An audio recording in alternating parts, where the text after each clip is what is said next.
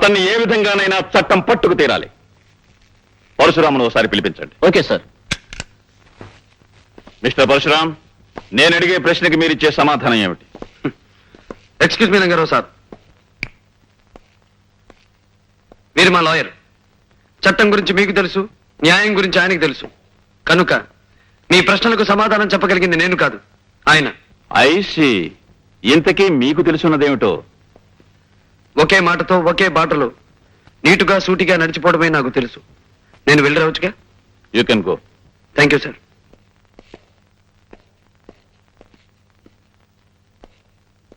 Inspector Shekhar sir. నువ్వన్నట్టు ఈ పరశురాం ఓ పట్టాన మనకి చెక్కే మనిషి కాడు. ఇతని కేసు హ్యాండిల్ చేయగలిగిన వాడు ఒక్కడే ఉన్నాడు. ఎవరు sir? Vizag police ASP mister Vijay.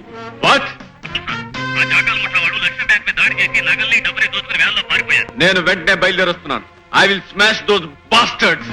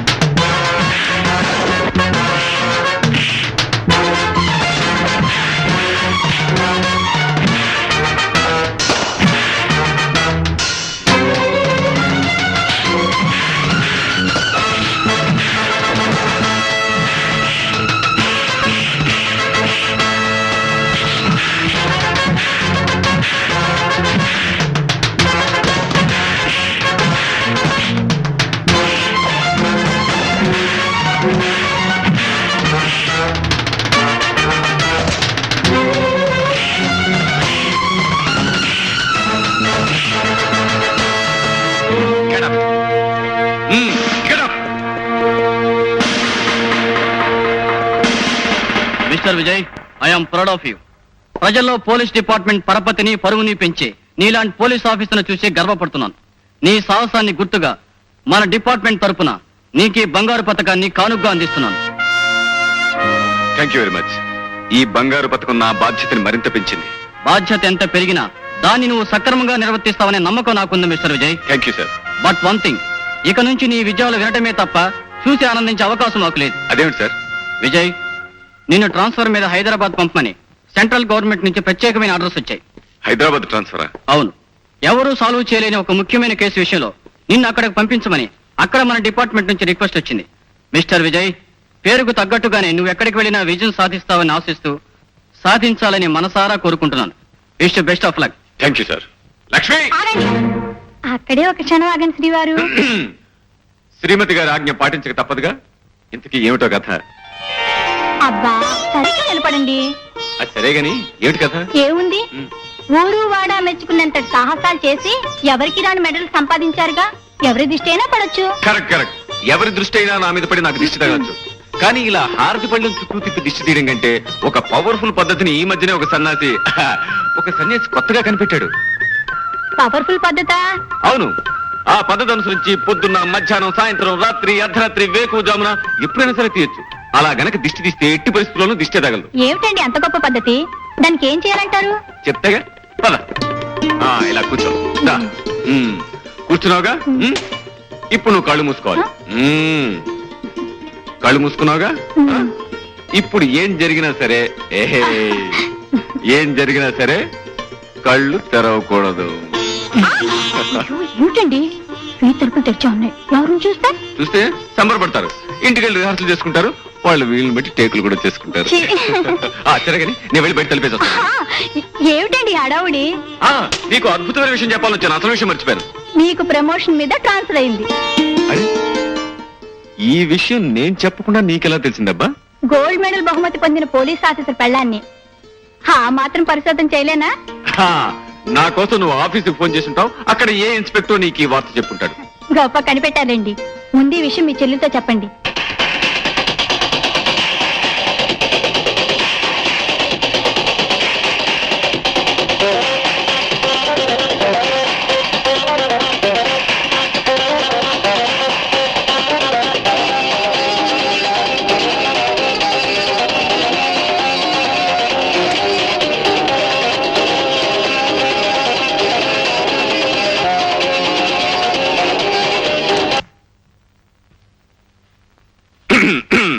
ఏమిటన్నయ్యా, ఎందుకు ఆఫ్ చేసావు? ఆహా, నాకు తెలియకూడతాను చెల్లెమ్మా. రాత్రి పగలు ఈ టేప్ రికార్డర్కి రెస్ట్ అనేది ఇవ్వకుండా మ్యూజిక్ పెట్టుకుంటావు కదా, నీకు విసిగనిపిస్తుంది? మ్యూజిక్ వింటవా? నేను కాలక్షేపానికి మ్యూజిక్ వింటూ కూర్చోలేదన్నయ్యా. మరేం చేస్తున్నావమ్మా? ఎక్సర్సైజ్ చేస్తున్నాను. ఎక్సర్సైజ్. ఆహా. 1 2 3 4. ఫ్యాంటాస్టిక్. ఈ ఎక్సర్సైజ్ కంటే మంచి ఎక్సర్సైజ్ ఇంకోటి చెప్పనా? ఒళ్ళు వంచి ఇంట్లో సామానంతా ప్యాక్ చేయడం. సామాన్లన్నీ ప్యాక్ చేయడమా? ఎందుకని? నాకు ట్రాన్స్ఫర్ అయింది కనుక మన ఇక్కడి నుంచి జెండా ఎత్తేస్తున్నాం. ఏ ఊరికన్నయ్యా? ఎక్కడికో విన్నావంటే ఎగిరి గంతేస్తాం. అబ్బా, నన్ను ఊరించుకు చెప్పు అన్నయ్యా. చెప్పు, ఎక్కడికి? హైదరాబాద్. హైదరాబాద్. వండర్ఫుల్. నిజంగా మా అన్నయ్య సో గ్రేట్. అన్నట్టన్నయ్య, ఇందాక ఉదయం చెప్పింది నీ సాహసానికి మెచ్చి మీ డిపార్ట్మెంట్ మళ్ళీ నీకు గోల్డ్ మెడల్ ఇచ్చిందటగా? Yes? కంగ్రాచులేషన్స్. ఇప్పుడున్న గోల్డ్ మెడల్స్ కాకుండా ఇంకా 100 1000 మెడల్స్ రావాలి. అవి తల నుంచి కాళ్ళ వరకు తగిలించుకోగా ఇంకా చోట్లేక మరికొన్ని మిగిలిపోవాలి. అవి నీ చెల్లెమ్మ తగిలించుకోవాలి. అది సరే, నిజంగానే ఈ బంగారు పథకాలన్నీ నీ సాహసానికి మెచ్చి ప్రభుత్వం ఇచ్చినవేనా అన్నయ్య? కాదమ్మా, అసలు ఏమిటో చెప్పనా? చెప్పు. ఇవన్నీ నేను బజార్ నుంచి కొనుక్కొచ్చాను. చెప్పు అన్నయ్య. Come on.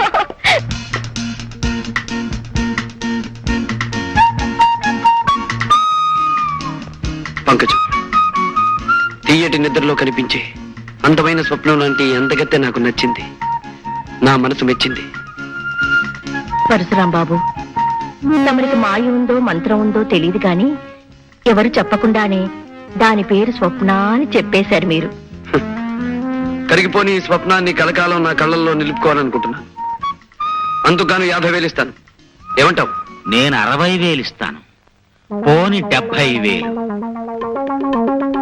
80,000, 80,000, 80,000.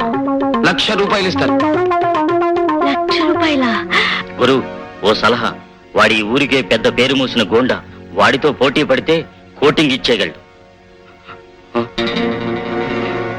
ఏం పంకజం, ₹1,00,000కి బేరం కుదిరినట్టేగా? బాబు గారు, తమరు బేరం ఆడినా సరసం ఆడినా కాదనే గుండె ఎవరుకుంది? మీరు సరే అంటే చాలు. సాయంత్రానికల్లా మా స్వప్నని మీ బంగ్లాకు పంపించేస్తాను. పంకజం, అందమైన కళ ఆనందమైన సమయంలో వస్తేనే అందం చందం.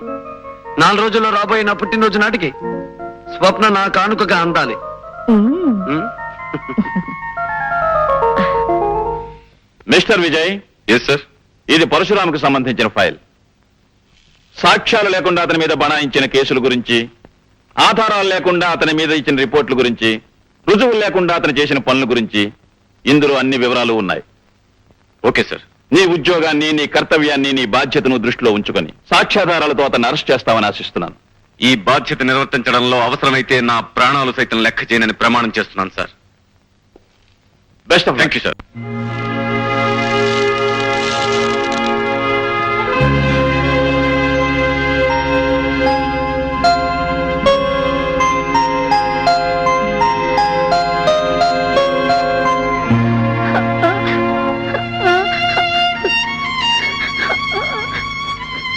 విజయ్, విజయ్, నువ్వు స్కూల్కి వెళ్ళొచ్చురా. ఫీజు కట్టకపోతే స్కూల్కి ఎలా రానిస్తారా? విజయ్, నీ ఫీజు కట్టేశాను రా. రాము, నీ ఫీజు కట్టకుండా నా ఫీజు. విజయ్, నువ్వు బాగా చదువుకొని పెద్ద ఆఫీసర్ అవ్వాలిరా. రాము.